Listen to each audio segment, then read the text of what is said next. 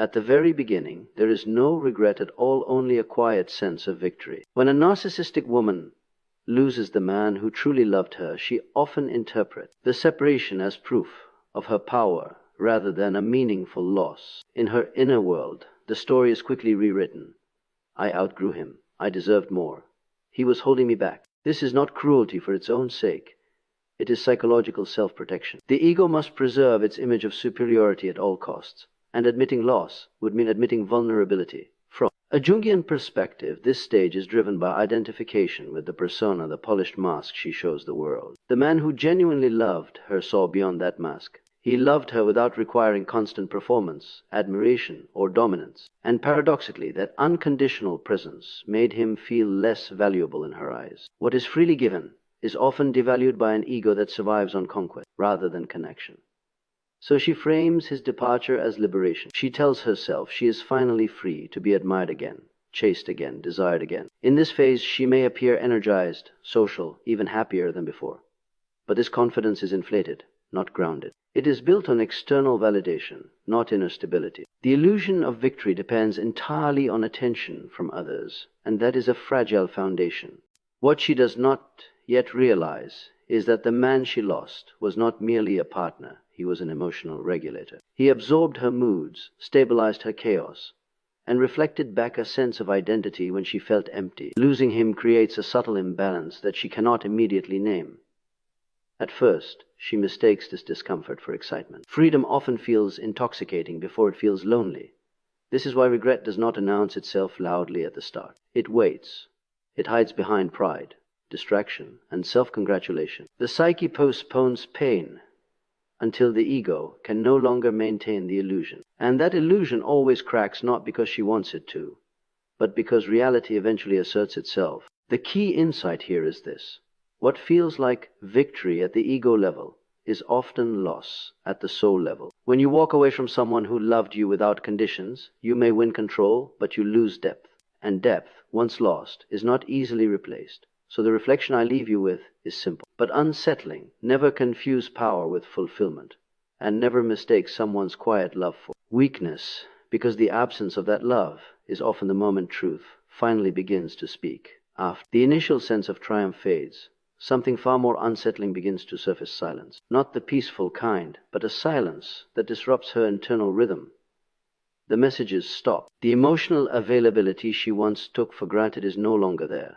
And this is where the psychological disturbance begins. She may not consciously miss him, but she starts to feel the absence of the role he played in her inner world. The man who once responded, reassured, explained, and emotionally anchored her has vanished. And with him goes a structure she never acknowledged she depended on. From a Jungian lens, this stage marks the collapse of a familiar projection. She had unconsciously projected stability, patience, and emotional containment onto him. As long as he was present, she did not need to cultivate these qualities within herself. His absence forces an encounter with what Jung would call the shadow, not in its dramatic form, but in quiet moments of restlessness, irritation, and unease. She feels unsettled without knowing why. The mind searches for stimulation, conflict, or attention to drown out the discomfort. This silence is not empty, it is reflective. It holds up a mirror she did not ask for. Without his constant presence, affirming her importance, her inner narrative begins to fracture. She may replay conversations, not out of nostalgia, but confusion. Why does this feel different than I expected? The ego struggles here, because it was promised freedom and excitement, yet it is met instead with emotional disorientation. Importantly, this stage often triggers impulsive behavior. She may reach out to others, provoke reactions, or seek validation more aggressively. Silence feels like annihilation to an ego that equates attention with existence. What she interprets as boredom or anxiety is actually the early emergence of regret, still unrecognized, still unnamed. For the man who left, this stage is critical. His silence is not punishment, it is clarity. By not re-engaging, he allows reality to speak without interference. And reality is relentless. It reveals who provided emotional value and who merely consumed it. The deeper truth here is this: silence exposes dependence more effectively than confrontation ever could. When noise fades, the psyche must listen, And what it often hears is the echo of something it once dismissed as replaceable. So remember this: when you step back and choose silence over explanation, you are not disappearing. You are allowing truth to emerge. And in that space, both people are finally confronted with what was truly lost. As time moves forward, the third stage unfolds quietly, but decisively: the comparison phase. This is where the illusion truly begins to fracture. New attention may be plentiful, compliments may be louder, and admiration may come quickly, but something feels thin, superficial. What she encounters now is not absence, but substitution, and substitution exposes contrast. The new supply mirrors desire, not depth. They react, but they do not see. They pursue, but they do not understand. And this difference registers at a level deeper than conscious thought. From a psychological standpoint, this is where unconscious evaluation begins.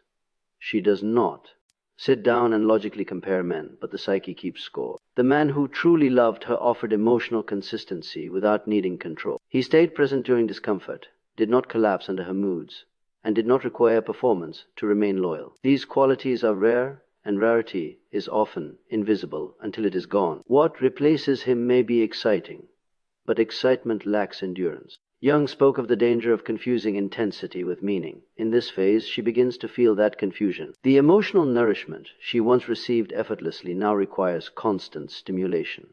Conversations feel repetitive. Validation feels fleeting. There is a tension, but no grounding. And slowly, an uncomfortable realization forms. What she lost was not just a person, but a psychological environment where she felt held even when she resisted it.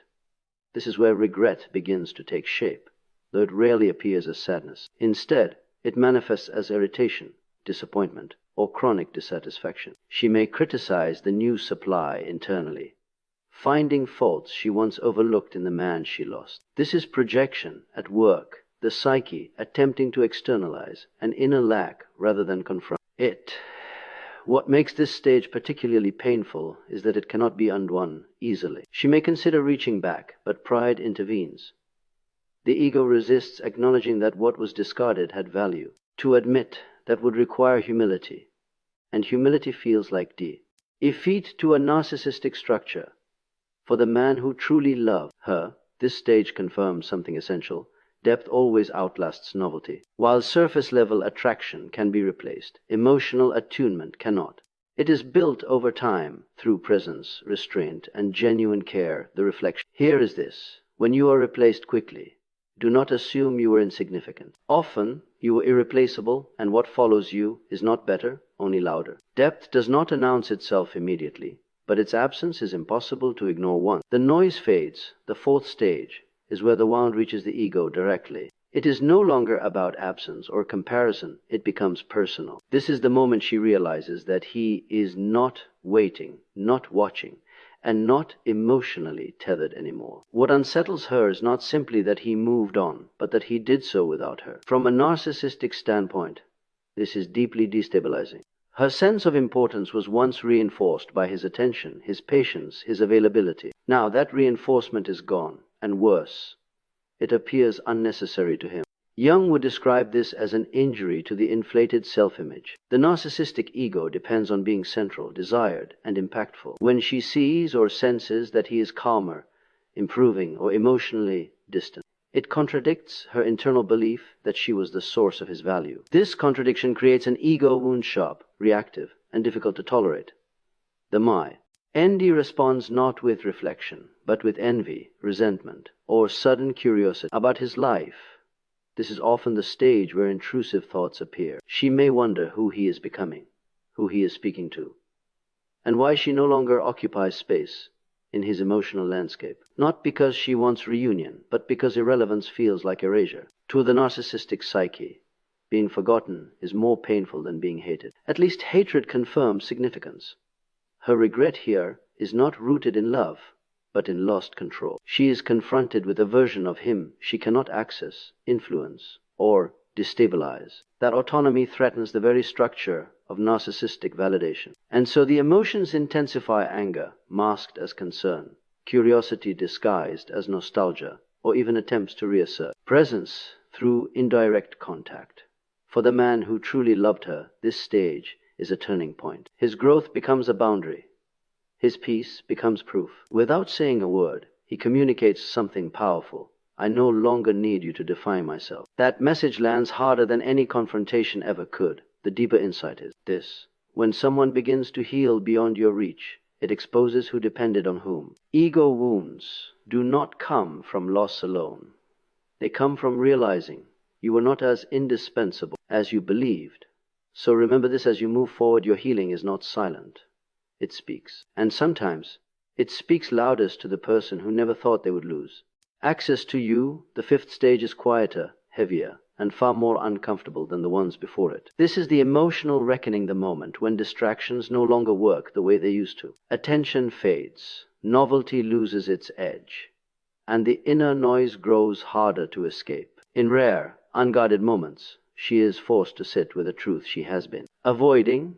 Something meaningful was lost, and it cannot be easily recovered. This is not a dramatic breakdown. It is a slow, sinking awareness. From a Jungian perspective, this stage represents a brief confrontation with the unconscious. The defenses are still there, but they weaken under exhaustion. The persona, the confident, unbothered image, begins to crack when no one is watching. Memories resurface not as romance, but as emotional clarity. She recalls how it felt to be accepted without performance, to be supported without manipulation, to be valued without condition. And this is where regret finally takes its most honest form.